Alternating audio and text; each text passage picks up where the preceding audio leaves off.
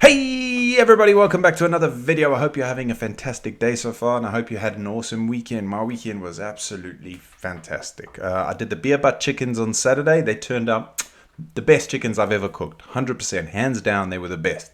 I've actually got some for lunch today. Yesterday was a great day. We just had a family day because my daughter left this morning. We took her to a horse camp for a week, and yeah, yesterday we did a little grill with some sausages and things for the kids to, eat some junk food and have some fun before she left. And then yeah, she left this morning. I got a bit emotional because it's the longest time she's going to be away from me since we moved here to Slovakia, really. And yeah, I'm really close with my kids, and I'm going to really miss her, to be honest with you. But she's having a good time, and that's all that matters. And then I came back from dropping her off this morning, and I said to my missus, I was like, Karen. Now, if you don't know who Karen is a cat that we rescued a few months ago outside the front of our house. Someone had dumped her and one of her kittens there. The kitten was tiny still. That's Nala. Nala runs around like a mad thing now. And we took Karen to the vet to get her spayed. And the vet said, she's actually pregnant again. We can do it. And we were like, nope, we can't do that. So we got home from dropping Leia off this morning, and Karen has decided to go into labor, and she's already had 4 kittens. 4 more mouths to feed. But I love it. I love it. Whenever there's new life, it's happiness, isn't it? And although it's not intentional, and it's probably going to be a real nightmare to find these kittens home, it is what it is. You can't be mad about it when there's such beautiful new life in the world. So yeah, it really made my day. Anyway, today we are reacting to how SEAL team took down Osama bin Laden, minute by minute. Now, I've had this video downloaded for quite a while now, and I was going to do it, and I kept putting it off. And then we watched a movie on Saturday night. It was a really low budget movie. It was the only thing on TV, and it was about this whole thing. So I thought, you know what? Today's the day. We're going to do it. But before we do it, if you haven't done so already, please make sure you hit the subscribe button. And if you're feeling extra frisky, you may as well give the video a like as well. I do have a Buy Me a Coffee page and a Patreon page. Link down in the description if you want to buy a coffee or support the Patreon to help support the channel. That would be freaking awesome. But as usual, no obligation to do so. And without further ado, ladies and gentlemen, let's check out how SEAL team took down Osama bin Laden, minute by minute. For almost 10 years, the United States had been tirelessly searching for one man, Osama bin Laden, the terrorist mastermind behind the September 11th attacks that killed almost 3,000 Americans and triggered a war that was still raging today. May 2nd, 2011. While the United States had toppled the Taliban, the government that was sheltering bin Laden at the time of the attacks, they had never been able to capture or kill the man. That was about to change. The CIA had been searching for bin Laden's secret base for years with no luck. He had managed to escape from Afghanistan. Like, how do you find one man in the world? You know what I mean? That must have been such a mission. One man. Like, I think if I wanted to hide, you ain't finding me. Well, I wouldn't have the whole US government on my back, but you know what I mean? Like, one person, it's crazy. Afghanistan, which was under US occupation, and traveled to the neighboring country of Pakistan. But in the mountains, rural regions of Pakistan, with little government oversight, it was easy for him to stay under the radar. The government had been looking for leads for years, but finally got their break in 2010, when their leads led them to a compound in Abbottabad.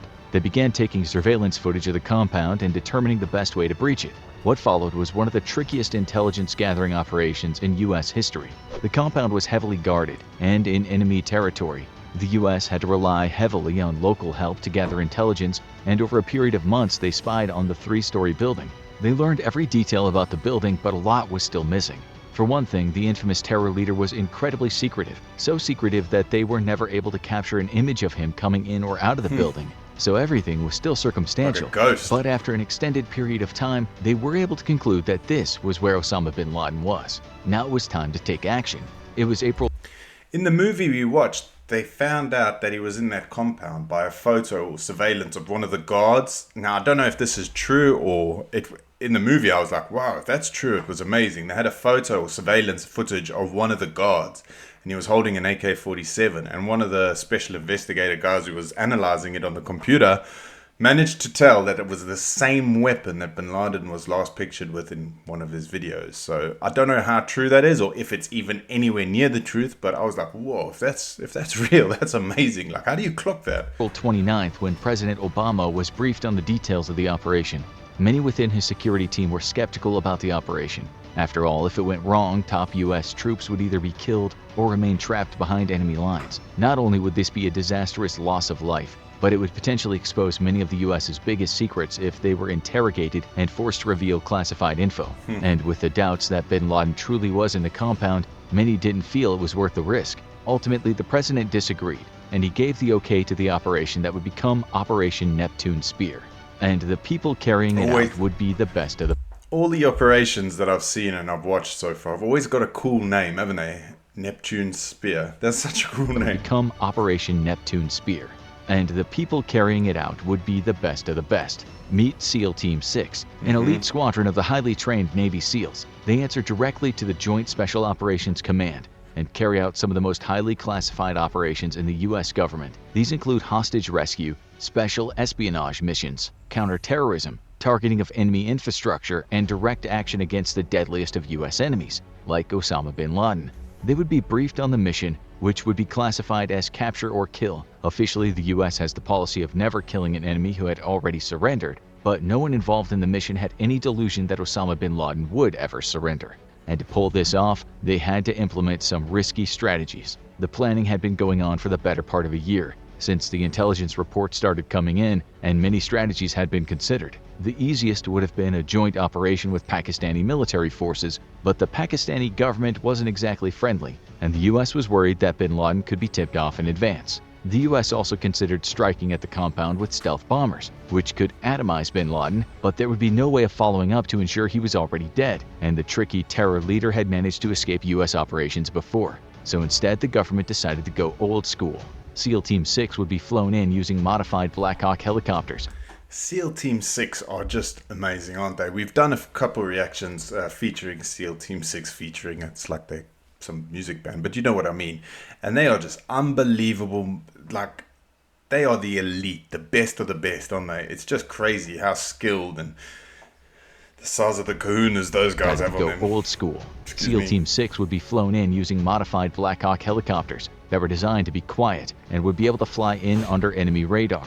The Pakistani military had been heavily trained and supplied by U.S. advisors, so their capabilities were known, and the U.S. was confident they could get around them. The goal was to get to the compound without being detected or challenged by the Pakistani forces, and once the target was down, they would be able to beat a hasty retreat. May 1st, 1:22 p.m. Defense Secretary Leon Panetta received word from the president and directed Admiral William McRaven to move ahead with the operation. Within the next 2 hours, President Obama and his national security team would move to the Situation Room to watch the whole thing unfold over night vision images transmitted to them from a drone. The roughly 24 Navy SEALs sent on the mission would temporarily be transferred to the control of the CIA, so it would technically not be a military mission and would not be classified as an act of war. These were going to be some of the most critical minutes in the U.S.'s modern history, and for the men on the ground, every single minute would count. While the roughly 24 SEALs were the ones who would breach the compound, there were 79 commandos and a dog involved in the raid. The dog, a Belgian Malinois named Cairo, was there to alert the SEALs to any sudden activity, including the Pakistani military approaching the compound or anyone trying to escape. The core team was backed up by a dog handler, interpreters, pilots, intelligence agents, and tech experts who would make it all possible. But the success or failure of the mission would hinge on the men entering the compound, and one wrong move could spell doom. 3:30 a.m., give or take. 2 helicopters descend on the Abbottabad compound, while the other helicopters stand by in case they're needed. These 2 will carry out the primary mission. Flying low to the ground, the stealthy Black Hawk helicopters hover over the compound grounds. While the first deploys ropes to lower its team to the ground, the other heads to the far northeast corner to covertly drop off its interpreter, dog, handler, and 4 SEALs. If everything went smoothly, they would soon be at the compound. But everything didn't go smoothly. While the helicopters weren't detected and they didn't come under hostile fire, Mother Nature had something to say. The first helicopter flew into what's known as a vortex ring state, an air phenomenon caused by higher than expected temperatures creating an air vortex. The rotor's air pressure didn't diffuse properly, the helicopter was knocked off balance, and it grazed the back of the compound wall. The tail rotor was seriously damaged, and the helicopter started rolling. In that movie we watched as well, I know I keep bringing it up, I know it's just a movie, but there was guards in the compound and they shot one of the helicopters out. So I said to my missus at the time, I was like, I don't think that happened. I know one of them was down, but I wasn't sure how. The quick-thinking pilot drove the helicopter into the ground nose first, preventing a total collapse, and the SEALs and crew were able to escape unscathed after a rough landing. Now the only question was, had this blown their secret mission? The answer seemed to be no, as there was no sign of aggression from the compound. The SEALs had successfully weathered a crash landing without being detected, The helicopter was secure against the compound walls, and the other helicopter had landed safely outside the compound. The rest of the team was scaling the walls, and the whole team was reunited. The next step was breaching the compound, and that's where the SEALs explosives team came in. They needed to get in quickly and hit people inside with shock and awe. Outside preparation was key, but once they were inside, every second would count. 10 years of searching had come down to this. 3:33 a.m. To get through the security, the SEALs used portable explosives to blow open the doors of the compound's guest house one by one. They breached the compound and began storming up the stairs. The first room they encountered on the first floor contained 2 adult males, but neither was Osama bin Laden. They were detained, but they weren't the target. More disturbing, every floor seemed to contain small groups of children. This wasn't just a terrorist compound, it was home where the terrorists kept their families, regardless of the danger they were putting them in. And with every floor the SEALs ascended, the danger would escalate. 3:35. What happened next? Reports of that may vary. As they reached the second floor, they encountered more resistance. This is where bin Laden's courier, Abu Ahmed al-Kuwaiti, was found, and SEAL Mark Owen would controversially write a book on the firefight. He claimed that al-Kuwaiti was armed and fired on the SEALs. While one SEAL was lightly injured, they returned fire and killed the evil courier. However, intelligence sources later said that the SEALs were able to get the drop on the man after cutting power to the compound and eliminated him without him fighting back. What was clear is that they still hadn't encountered the man himself. 3:37. It was time to ascend once again, and the resistance became fiercer the further the SEAls... It's like little few minutes, like 3:33, 3:37. I'd expected that to be like a longer period of time. Headed into the house. They'd encountered the courier, as well as his brother and wife, and all enemies had either been killed or captured. As they ascended the staircase, they encountered another enemy, and this one provided a glimmer of hope. After the al-Qaeda soldier was killed, the SEALs identified him as a son of Osama bin Laden, one of the terror leader's many progenies who followed in his footsteps. And if he was there, odds were good his father wasn't far away. 3:39. There was only one floor left to be breached, the third, and the SEALs were steeling themselves for yet another disappointment. This was clearly a high-level al-Qaeda compound, but bin Laden had been notorious for staying one step ahead of his pursuers, and he could be far away by now. But as they breached the third floor, it became clear this time was different. In the third floor's main room was Osama bin Laden, seemingly unarmed and wearing the loose-fitting tunic he was usually seen wearing in his many propaganda videos. The SEALs got their first glimpse of him as he stuck his head out of the bedroom, and they didn't miss their opportunity. They immediately fired, wounding him. However, he was able to retreat back into the bedroom, and the SEALs pursued. The room was revealed to contain many of bin Laden's female relatives, including several of his wives. One approached the SEALs as if she were charging, and the SEALs quickly shot her to wound, grabbing her and advancing further toward the terror leader. Osama bin Laden had nowhere left to run, and America's most skilled soldiers were right outside his door. What happens next? Reports vary. Matt Bissonnette, one of the SEALs on site, claims that bin Laden had been mortally wounded by the initial shots as they approached. His wives were trying to protect him, and the SEALs were forced to act as any one of them could have an explosive device. But when they pushed past them, they found bin Laden on the ground, mortally wounded. As he moved, they fired multiple shots and neutralized the terror leader for good. But another SEAL had a very different story. Robert J. O'Neill would become one of the first SEALs to identify himself as one of the men on the mission, and had a much more dramatic recollection of the events. In his retelling, Osama bin Laden might have been wounded, but he was far from neutralized. In fact, he was strong enough to grab one of the women in the room and hide behind her, using her as a human shield. As bin Laden pushed the hapless woman toward the SEALs, O'Neill quickly fired 2 shots directly into bin Laden's forehead and killed him. Which report was accurate? The Navy after-action report favors Bissonnette's retelling. And just like that, one of the most notorious enemies of the United States was no more. The SEAL team radioed back, "Forgotten country, Geronimo, Geronimo, Geronimo," officially confirming that the enemy had been killed in action.